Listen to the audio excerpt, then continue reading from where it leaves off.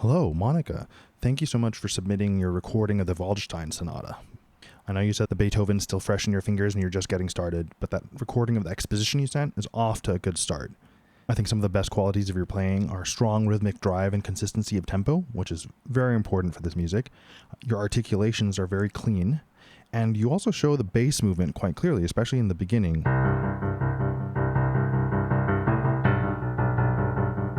So those are my commendations. Let me proceed to some recommendations. So when the theme starts again in measure 14,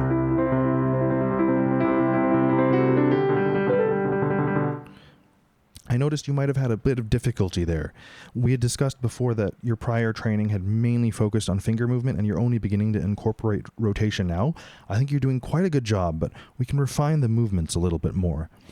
Let's take it back and under tempo. And one way that I would approach this section is don't work too hard. Experiment with how softly you can rock back and forth, keeping your fingers in the keys. Another thing is to consider fingering. I know I was just using 1-5, but 4-5 might be better here.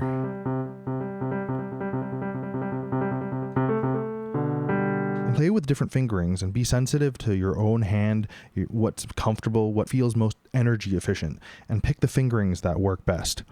Now moving on to measure 24, where you have that swirl of scales. This is one of your strongest sections so far in the piece. The articulation is really quite good. It's very crisp and very clean. I do sense a touch of hesitation though, and I think in order to level up the speed, I would recommend staccato practice.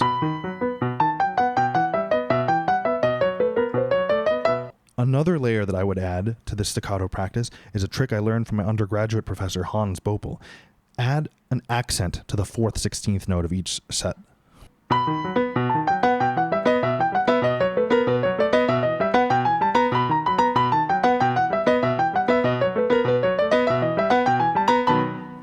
That really rivets the hands together. It works for all sorts of running and swirling 16th passages. So whatever your final performance tempo is, I would take it down a few notches. If your goal tempo is about, let's say, 144, you want to max out your staccato practice at about 120. It doesn't quite have to reach performance tempo, but make sure the articulations are clean. Moving on to measure 74, the closing theme section. I know you'd mentioned some uncertainty about the musical shape there.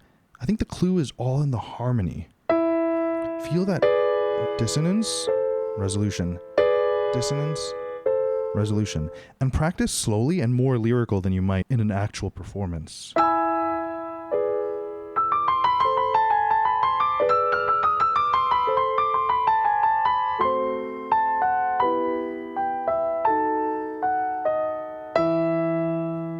That'll give you some material to shape these in still an expressive way. Of course, these aren't just technical runs. There's still some music in all of these textures and these scales and arpeggios.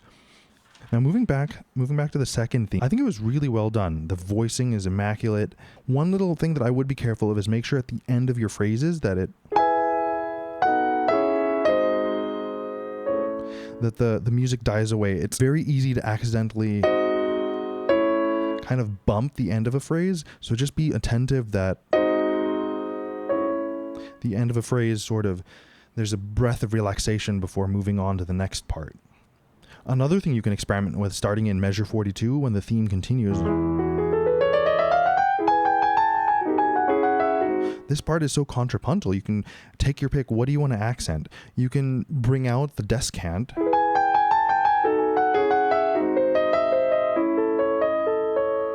Or you can bring out the left hand, which is the theme once again.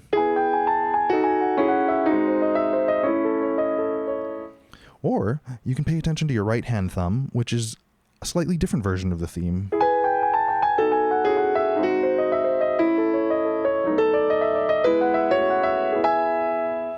It's pretty cool. Like there's so many different layers to the music, and you can pick the one that you want to share with the audience most. And if you do end up deciding to do the exposition repeat, you can highlight a different voice each time, and that adds some variety, and it makes an exposition repeat feel fresh and spontaneous. Thanks so much for that first recording of the Beethoven Waldstein, Monica. I wish you well as you continue to practice, and I look forward to the next recording you submit. See you then.